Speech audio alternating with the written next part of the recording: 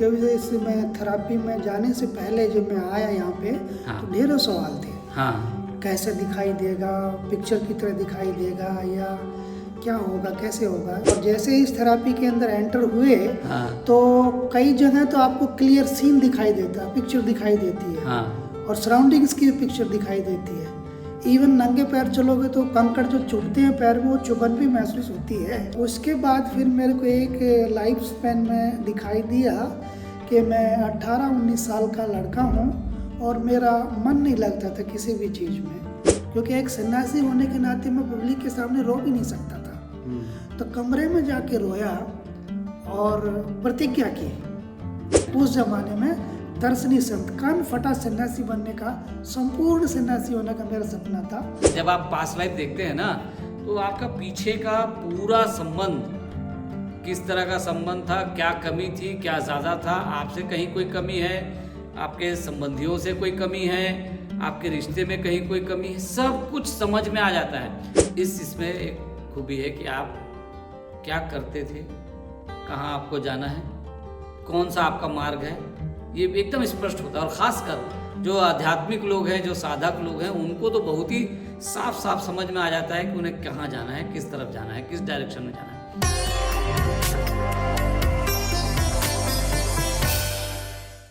नमस्कार मित्रों, आप सभी का एक बार फिर से स्वागत है।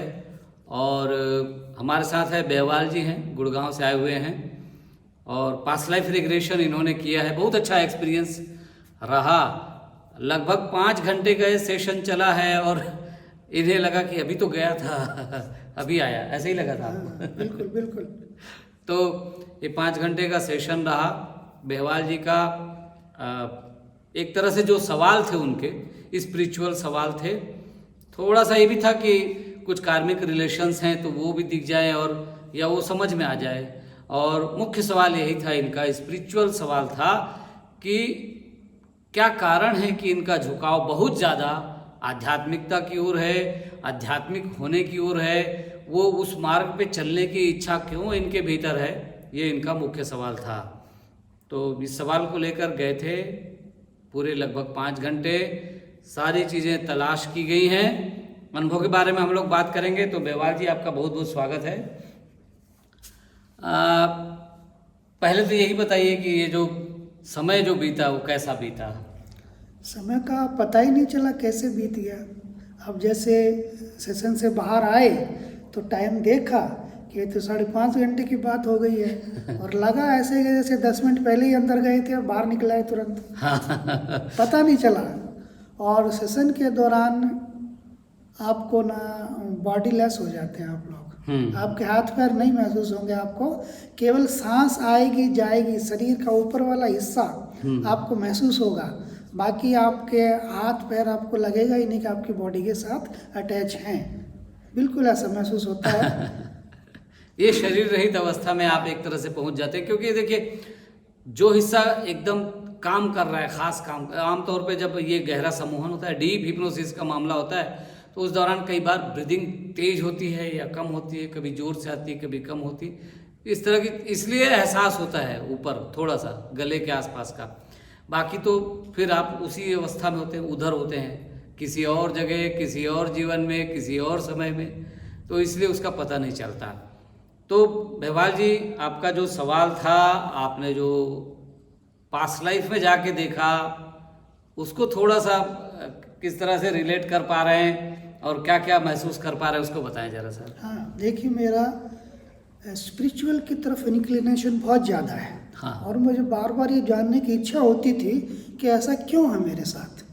और दूसरा क्वेश्चन था कि जो फिलहाल परिवार के मेंबर हैं उन लोगों के साथ मेरे कार्मिक रिलेशनशिप कैसी रही, वो 2 चीज़ें जानना चाहता था मैं। हाँ। तो पहले हम आते हैं स्पिरिचुअल इंक्लिनेशन की तरफ।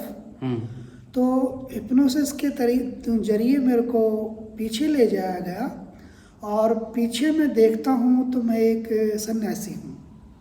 और सराउंडिंग क्या है कि जंगल का इलाका है, थोड़ा सा पहाड़ी भी है और कुछ पेड़ हैं, लाल रंग के फूल हैं, साइड में नाला बह रहा है और वहीं पे मिट्टी थोड़ी सी लेवलिंग करके वहीं पे एक झोपड़ी टाइप मैंने बनाई हुई है और मैं वहीं पे रहता हूँ। और वहीं पे साधना करते वहीं हुए पे साधना करता हूँ, और वो वहीं पे करते करते मेरी जीवन लीला पूरी हो जाती है। ये एक जीवन की बात ये है। एक जीवन की बात है। और ये तब अघोर परंपरा का पालन करते थे। तब मैं अघोर परंपरा का पालन करता हाँ, था। और स्वामी भीमानंद अघोरी भीमानाथ, अघोरी भीमानाथ जी इनका नाम हुआ अघोरी करता था। भीमानाथ नाम था मेरा। हाँ। और उसके बाद फिर मेरे को एक लाइफ स्पैन में दिखाई दिया कि मैं 18-19 साल का लड़का हूँ और मेरा मन नहीं लगता था किसी भी चीज़ में। मैं बात नहीं करता, मैक्सिमम चुप रहता। वो कुंठित अवस्था जो होती है ना इंसान की, हाँ। उसी के इन्फ्लुएंस में था मैं।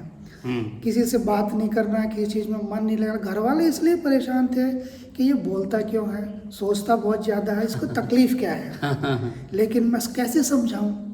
बोलते नहीं थे, घर वालों बोलता से नहीं बात था, नहीं किसी कर से पाते बात थे, नहीं कर इसलिए ये पाता सब था। थोड़ा सा इनके घर वालों को लगता तो था। एक दिन फैसला किया और मैं घर से निकल गया। हम्म। घर से निकल गया तो रास्ते में 2 साधु थे जो भिक्षा मांग रहे थे गांव में।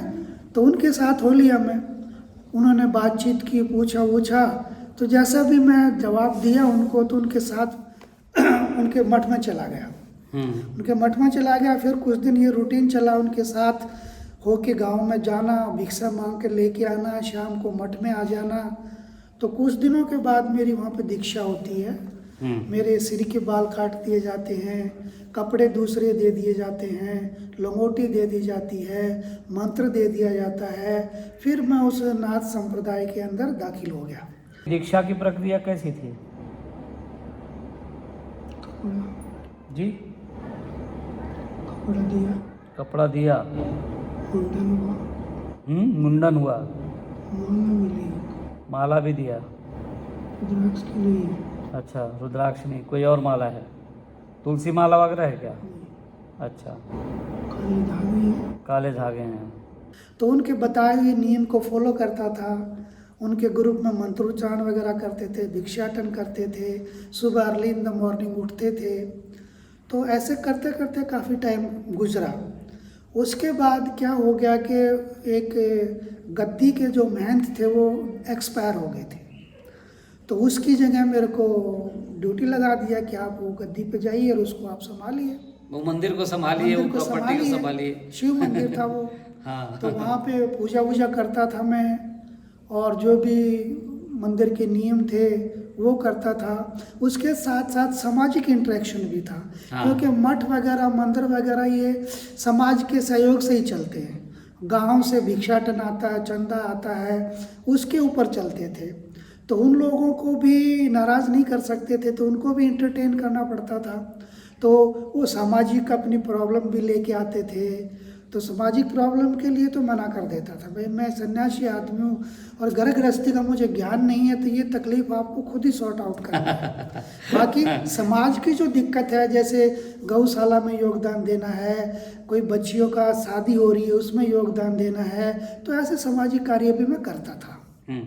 एक महंत होने के नाते वैसे मठों की ओर से आमतौर पे सामाजिक ऐसे प्रकल्प चलाए जाते हैं, सेवा का काम किया ही जाता है मठों की ओर से। तो वो सेवा का सारा काम देखते थे, और भाई साहब फिर भूल गए कि मैं तो सन्यासी हूँ, साधना करना है। और कारण क्या हुआ कि समाज के इंटरेक्शन में मैं ज़्यादा चला गया, और जो साधना के लिए टाइम देना था वो मेरे पास बचता ही नहीं था। तो कुल मिला के ये हुआ कि एक सन्यासी है वो सामाजिक आदमी की तरह काम करने लग गया। और उम्र बढ़ती गई तो मेरे को एहसास हुआ कि गलत किया मैंने, कि मैं तो एक सन्यासी था, मुझे तो सन्यास की अपनी साधना पर ही ध्यान देना चाहिए था। लेकिन वक्त निकल चुका था मेरे हाथ से, और जब मुझे लगा कि अब मेरी जीवन लीला इस जन्म की पूरी होने जा रही है और 3-4 दिन के बाद मैं ये दुनिया छोड़ दूंगा, तो बड़ा गहन भाव आया मेरे मन में, पश्चाताप का, कि मैं किस लिए आया था और मैं क्या कर दिया। हाँ। बड़ा गहन भाव आया। मैं एक अंदर कमरे में जाके बहुत रोया, दिल से रोया, क्योंकि एक सन्यासी होने के नाते मैं पब्लिक के सामने रो भी नहीं सकता था। तो कमरे में जाके रोया और प्रतिज्ञा की कि आगे से मौका नहीं चूकूंगा। तो आप कानफट सन्यासी बनना चाहते थे? अच्छा, तो आपको वहाँ तक पहुँचने का मौका नहीं मिला, इसका दुख है। इसके पहले ही शरीर छूट गया या फिर वो साधना का वो स्तर आप हासिल नहीं कर पाए थे, क्या हुआ था? शरीर टाइम से छूटा, लेकिन शरीर छूटने तक वहाँ पहुँच नहीं पाया। अच्छा, ठीक है, वो साधना अधूरी रह गई। हाँ। अच्छा, अब कुछ सोचा हो या कुछ ऐसा भाव आ रहा हो कि आगे क्या हो? फिर कोशिश करूँगा। फिर कोशिश करूँगा, ऐसा भाव आ रहा है। क्या कोशिश करेंगे अपने आप को जानने की? दर्शनी संत, कान फटा जोगी, फिर बनूंगा। आगे मौका चूकूंगा नहीं मैं। क्यों कि मैं दूसरा मौका 2 लाइफ स्पैन मेरी चली गई ऐसे ही। मेरा इरादा था दर्शनी संत, उस जमाने में दर्शनी संत, कान फटा सन्यासी बनने का, संपूर्ण सन्यासी होने का मेरा सपना था और मैं वहां पहुंच नहीं पाया। ये नाथ संप्रदाय का एक स्तर है। हाँ। सन्यासी का एक स्टेज है, एक स्तर है। ये चाहते थे कि उस स्तर का सन्यासी बने, नहीं बन पाए, साधना उस तरह की नहीं हो पाई। तो ये जो लाइफ स्पेन का मेरा अंत हुआ तो बड़े गहरे पश्चाताप में था मैं, और एक ही भाव साथ के लेके निकला था शरीर से। हाँ। कि अब के नहीं चूकूंगा। अच्छा, एक चीज़ और है, इनके गुरुजी इनको बार बार कहते थे कि बेटा साधनाएं कर, महंत के रूप में बैठ गया है, ठीक है, गद्दी पे बैठ गया है, काम कर रहा है, वो सब ठीक है, या गद्दी संभाल रहा है, वहाँ पे मेहनत कर रहा है, सब ठीक है, थोड़ा समाज को कम ध्यान दे और अपने ऊपर ज़्यादा ध्यान दे। हाँ, वो बार बार बोलते थे। मैं बोलता था गुरुजी समाज की सेवा भी तो पूजा ही है, इनमें भी तो जिंदा भगवान है। हाँ। अभी भगवान का रूप है, इनकी सेवा भी पूजा ही है। तो वो बोलते थे कि ये सेवा करते करते काफी जन्म गवा दिए तूने, अब अपनी पूजा कर तू, अपनी सेवा, अपनी आत्मा की सेवा कर, अपनी आत्मा का डेवलपमेंट कर, जाके तेरे को आगे की क्लास में दाखिला मिले। हाँ। तो वो इसी बात की मेरी गुरुजी की खुंदकबाजी चलती रहती थी। वो बोलते थे तू अपने पे ध्यान दे, साधना पे ध्यान दे। मैं बोलता था साधना के साथ साथ समाज का भी देखना जरूरी है। हाँ। तो वो चुप हो जाते, फिर बोलते तेरा मन करे वो कर। हाँ। तो ये जो इनकी साधना की गति थी, वो एक गद्दीदार बनने के बाद वो गति कम हो गई, वो स्पीड नहीं रही साधना की। इनका जो पूरा प्रयास होता था वो किसी तरह से समाज की सेवा कर दें, समाज को मार्गदर्शन दे दें। आध्यात्मिक चर्चाएं भी होती थी, लोग आते थे इनके पास और बैठ के कुछ आध्यात्मिक चर्चा भी करते थे, जैसा एक सन्यासी या एक संत को करना चाहिए वो करते थे। लेकिन साधना पे जैसा समय बिताना चाहिए, जैसे एक सन्यासी हो और उसको साधना में 12 घंटे का समय संन्यास साधना में लगानी चाहिए, और वो अगर 2 घंटे ही दे पा रहे हो, 10 घंटे समाज में दे रहे हो, तो वो थोड़ा सा परेशानी भरा हो सकता है। और इनके लाइफ में तो यही दिख रहा है, इनका जो पिछला जीवन था उसमें यही दिखा कि इन्होंने सन्यासी के लिए जो आवश्यक, जितना आवश्यक साधना होनी थी और उनका जो टारगेट था एक स्टेज पे जाने का, एक स्तर को पाने का, वहाँ तक के लायक साधना नहीं हो पाई, तो वो रह गया। अब इस लाइफ में इनके क्या हो रहा है? इस लाइफ में ये है कि एक तो मेरा जो झुकाव है काफ़ी स्पिरिचुअल लाइफ के ऊपर है। बहुत सारा लिटरेचर पढ़ता हूँ मैं, सन्यासियों की जीवनियाँ पढ़ता हूँ। और क्या है कि मेरा जो इस लाइफ स्पेन में मैं जहाँ पैदा हुआ था वो बड़ी गरीब सिचुएशन थी, बहुत गरीब सिचुएशन थी। तो बचपन में बाप गुजर गए थे, उसके बाद हालत ठीक नहीं थी, तो बड़ी मेहनत थी। स्टूडेंट में बहुत अच्छा था। तो मेहनत करके मैं डिफेंस ज्वाइन कर लिया, नेवी में चला गया था, लेकिन नियति को ये मंजूर नहीं था। नियति को ये मंजूर नहीं था तो मैं बीमार हो गया, और शॉर्ट सर्विस होने के कारण जो बीमारी हो गई थी उसकी वजह से मेरे को वहाँ से आना पड़ा। नौकरी छूट गई। नौकरी छूट गई मेरी, हाँ और कुछ मेडिकल बेनिफिट के साथ, हाँ। और मैं वापस आ गया। वापस आ गया तो बड़ा तकलीफ था उस टाइम पे, और तकलीफ ऐसे ही थी जैसे यंग एज में कोई लड़की विधवा हो जाती है, हाँ। इसी तरह की तकलीफ थी ये, कि बचपन में मेहनत करके नौकरी ली और वो नौकरी भी छूट गई, और लोगों की अलग अलग तरह की बातें, चोर जो घुसर फुसर करते थे, ये हो गया होगा, वो हो गया होगा, वो सब सहन किया मैंने, लेकिन हिम्मत नहीं हारी मैंने, फिर जीवन को शुरू कर दिया।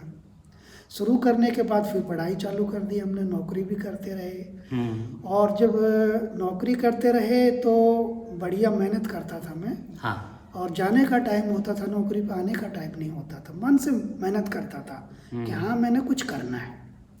तो मैनेजमेंट की नज़रों में भी आ जाते थे कि हाँ मेहनती लड़का है, तो टाइम पे प्रमोशन और इंक्रीमेंट सब कुछ बढ़िया से मिलता था, बड़े दुलार से रखते थे मालिक लोग, क्योंकि ईमानदार आदमी है, मेहनती आदमी है। करते करते मैनेजर की पोस्ट पे मैं आ गया था। उसके बाद मैं सोचा कि मैं इतनी बड़ी कंपनी का काम मैनेज कर सकता हूँ, तो मैं एक छोटी सी अपनी दुकान तो चला ही सकता हूँ। तो 99 में मैंने डिसाइड किया, रिजाइन करके अपना काम चालू कर दिया। और यही नियति है। काम चालू कर दिया।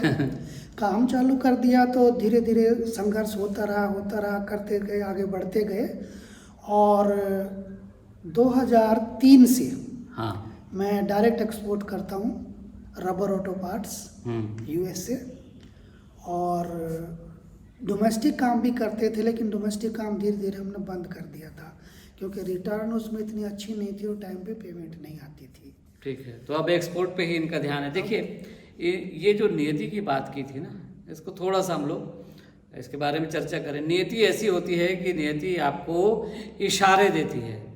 यही मैं इनसे भी कह रहा था कि नियति इशारे देती है, कभी सपने में, कभी किसी व्यक्ति के मुंह से, कभी कोई और बात होती है, कोई प्रत्यक्ष घटना घटती है और आपको इशारे करती है कि आप ऐसे चलो, और जब आप नहीं चलते तो नियति जोर ज़बरदस्ती से आपको उस रास्ते पे लाती है।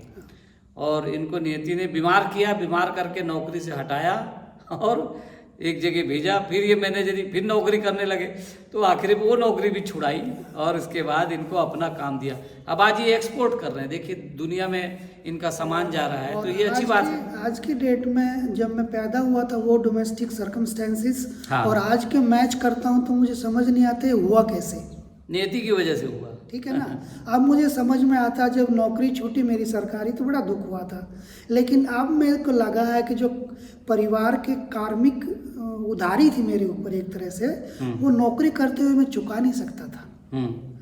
और पहले बढ़िया नौकरी दिलवाई प्राइवेट सेक्टर में, उसके बाद बिजनेस करवाया, और बिजनेस से भगवान ने अच्छा पैसा दिया, तो पुराने जो कार्मिक रिलेशनशिप के डेबिट मेरे सिर पे खड़े थे, किसी भी रूप में हो, हाँ। उनको मैं तकरीबन सेटल अब करने चुका में पा रहे हैं, कामयाब रहा। अच्छा देखिए, ये कारण इनके जो दो सवाल थे, मुख्य सवाल तो यही था कि ये आध्यात्मिक रुझान क्यों पाते हैं अपने भीतर। दूसरा ये भी था कि किस तरह के कार्मिक रिलेशंस थे और क्या चुकाना है, किस तरह का इनको करना है आगे चल के रिलेशंस में। मुख्य सवाल स्पिरिचुअल। इन्होंने पाया कि ये बचपन भी अपना देखते हैं, गांव में देखते हैं, एक गांव में रहते हैं, एक ठीक ठाक घर भी है, बहन है, माँ है, पिताजी है। माँ और बहन दोनों अभी इस बार इनके साथ लौट आए हैं पिछले जीवन से।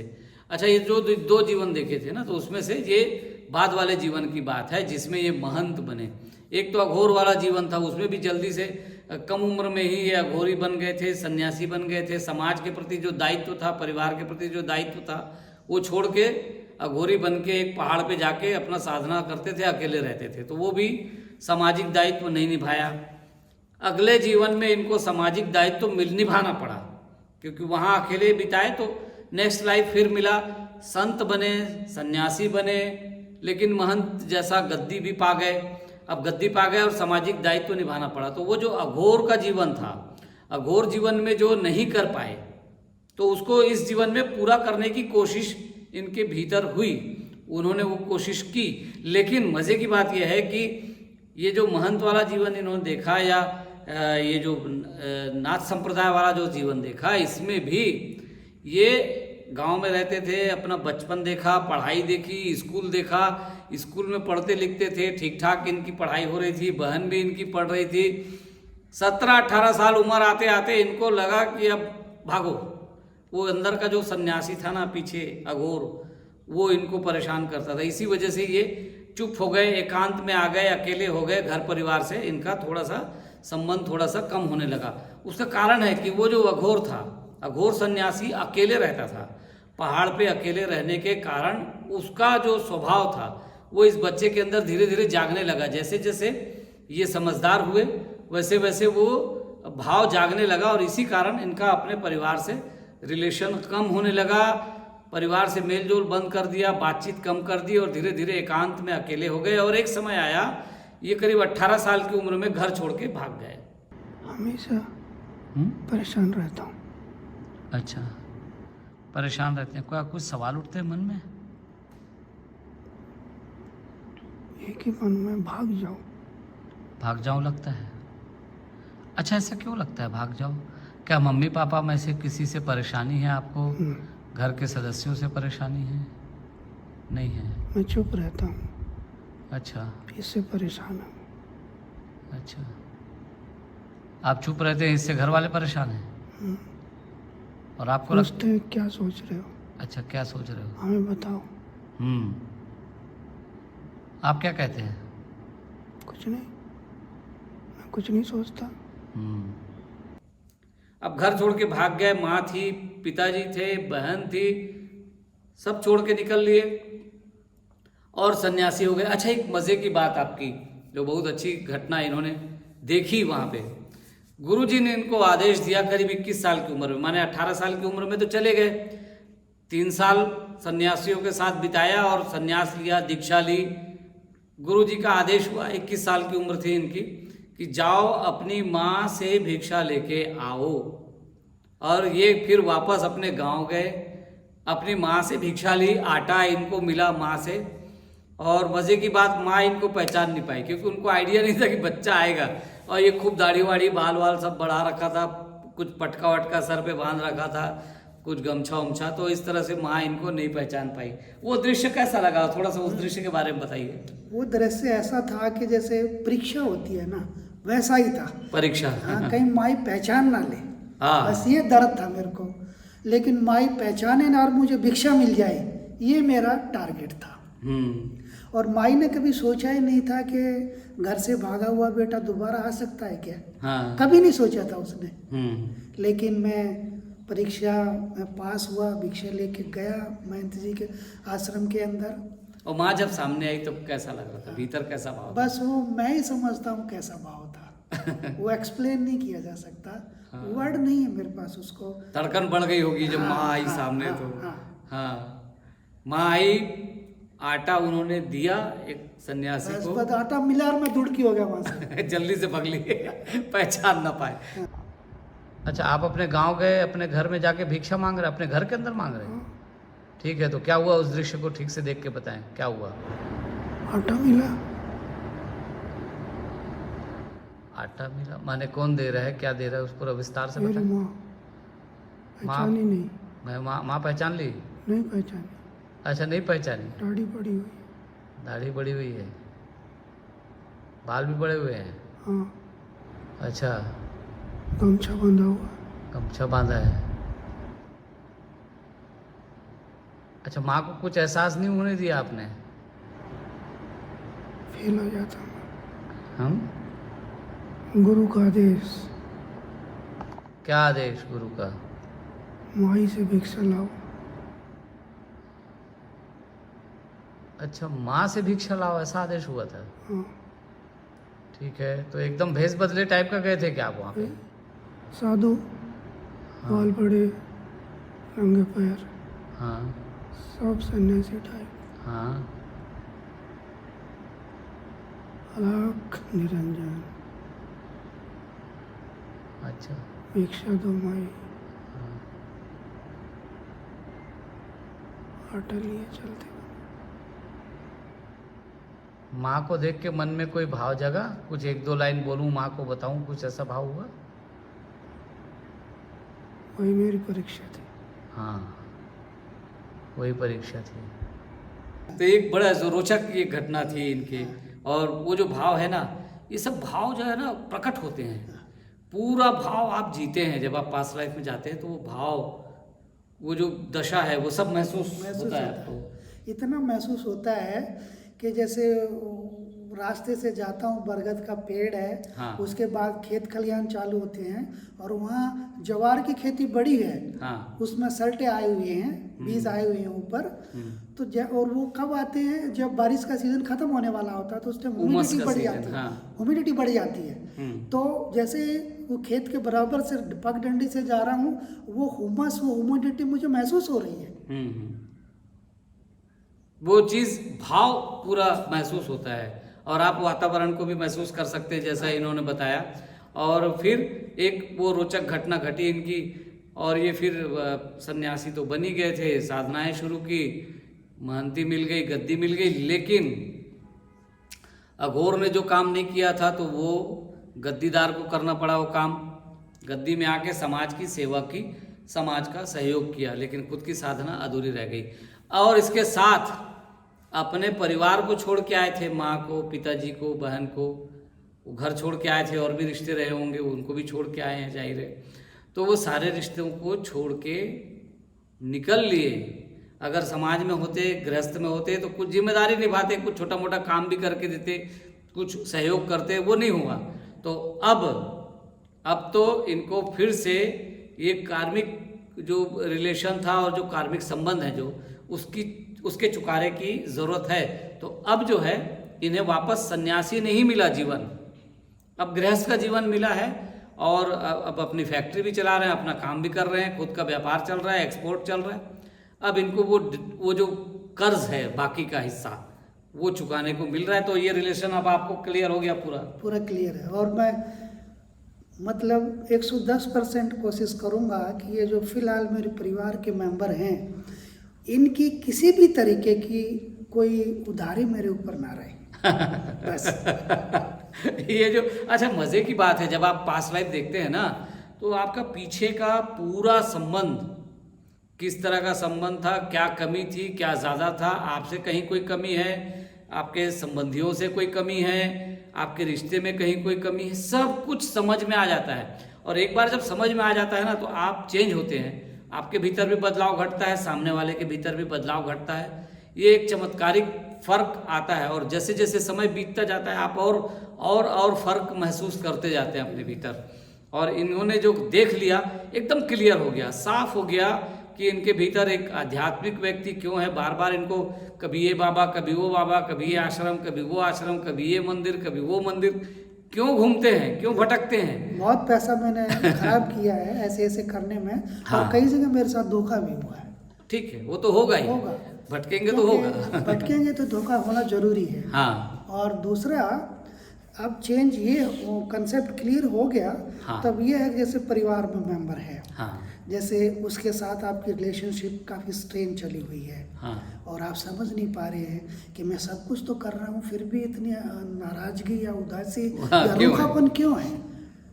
तो इसके पीछे रीज़न है कोई ना कोई, ऐसे कोई आपसे रूखापन नहीं होगा। हाँ। होगा तो 10 मिनट 15 मिनट का मोमेंटरली हो सकता है, लेकिन जो लंबा खिंचता है ना, उसके पीछे there is a reason.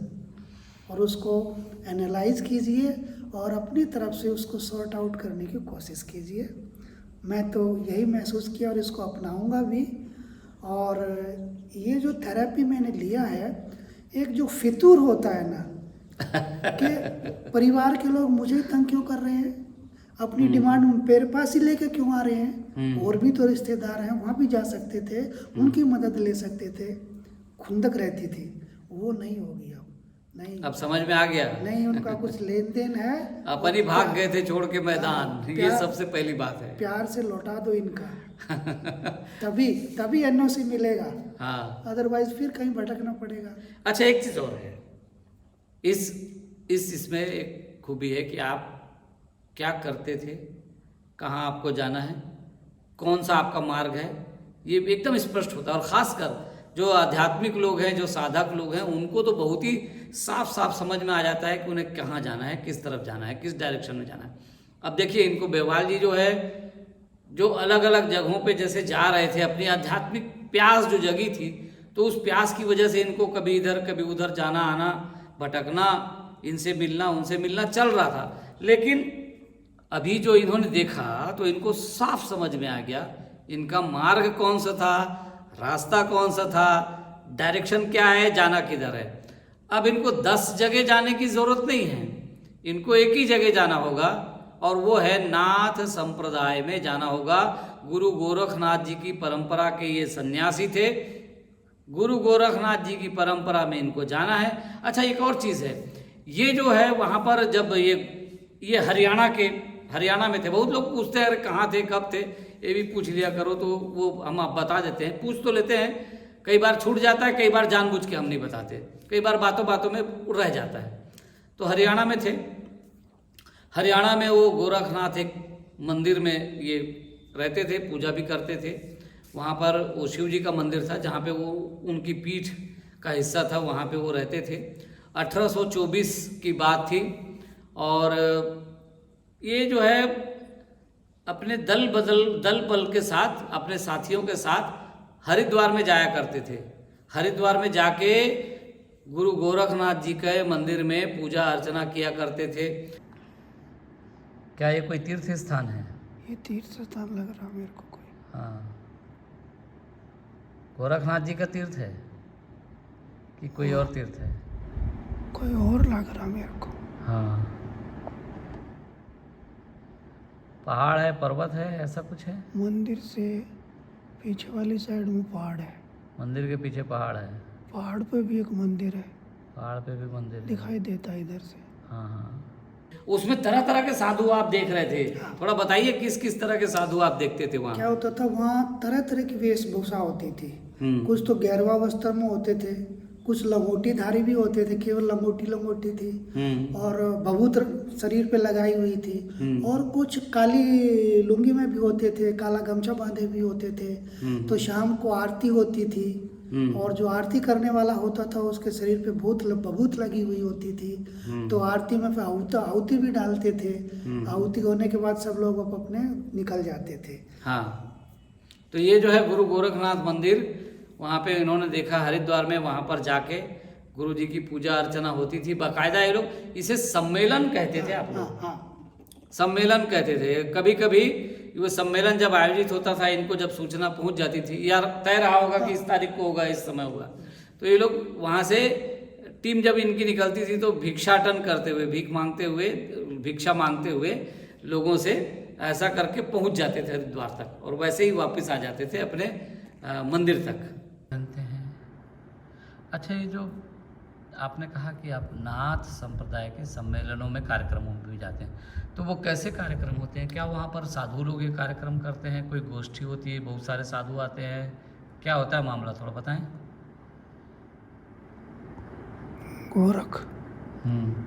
Gorakhnath का फंक्शन होता है, पूजा करते हैं वहाँ, शाम को आरती करते हैं। विशेष आरती शाम की होती है। सभी साधु सन्यासी चारों तरफ खड़े होते हैं।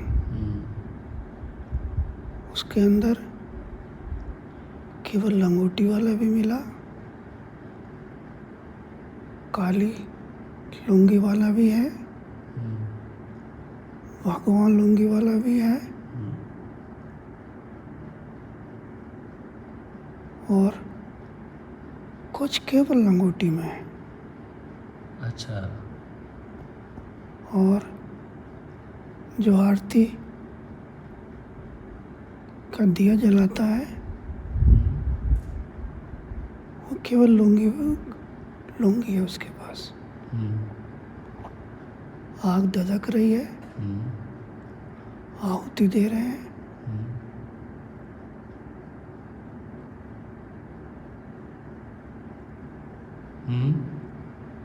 उसके बाद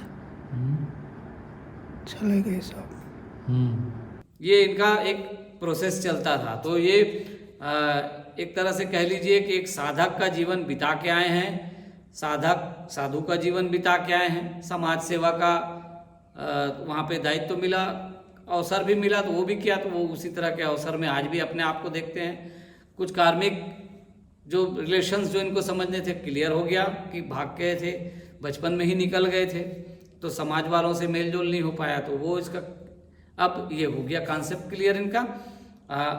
अब आप एक आखिरी सवाल ये बताइए कि ओवरऑल ये प्रक्रिया आपको कैसी लगी, और आप जो सोचते थे जब आ रहे थे यहाँ गुड़गांव से यहाँ तक आने के पहले आपके दिमाग में क्या था, और यहाँ आके आपने जब ये प्रक्रिया पूरी कर ली तब कैसा लगा और अब कैसा महसूस कर? देखिए, जब जैसे मैं थेरापी में जाने से पहले जब मैं आया यहाँ पे, हाँ। तो ढेरों सवाल थे। हाँ, कैसे दिखाई देगा, पिक्चर की तरह दिखाई देगा या क्या होगा, कैसे होगा, बहुत सारी जिज्ञासा थी जानने की। हाँ। और जैसे इस थेरापी के अंदर एंटर हुए, हाँ। तो कई जगह तो आपको क्लियर सीन दिखाई देता, पिक्चर दिखाई देती है। हाँ। और सराउंडिंग्स की पिक्चर दिखाई देती है।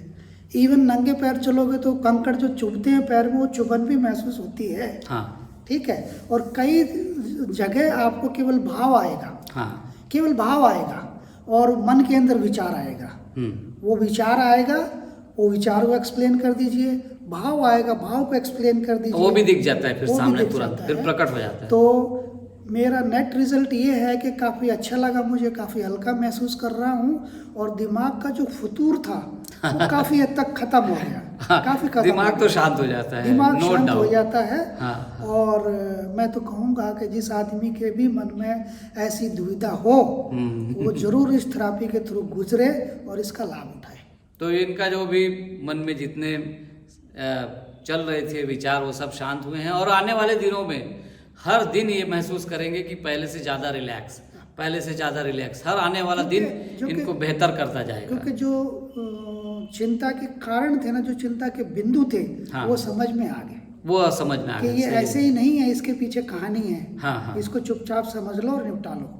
और मजे की बात है कि अगर आप कहानी नहीं जानते तो कुछ पीड़ा होती है, अगर कहानी जान जाए तो पीड़ा खत्म नहीं हो होगी, जाती है। अब पीड़ा नहीं होगी, अब सिर दर्द नहीं होगा, सैराडोन नहीं लेना पड़ेगा।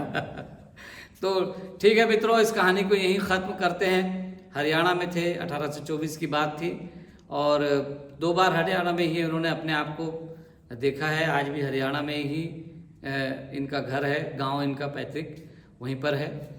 तो ये इनकी कहानी थी, एक सन्यासी के रूप में जीकर आए हैं, और यहाँ एक बिजनेसमैन है, लेकिन अंदर भीतर वो साधु बैठा है, परेशान करता है, सन्यासी परेशान करता है। मार्ग इनको मिल गया है और एक सेशन इन्होंने ले लिया है, बहुत अच्छा इनका एक्सपीरियंस रहा। करीब 5 घंटे 5.5 घंटे बिताने के बाद इनको लगता है कि अभी तो गए थे, अभी आए हैं।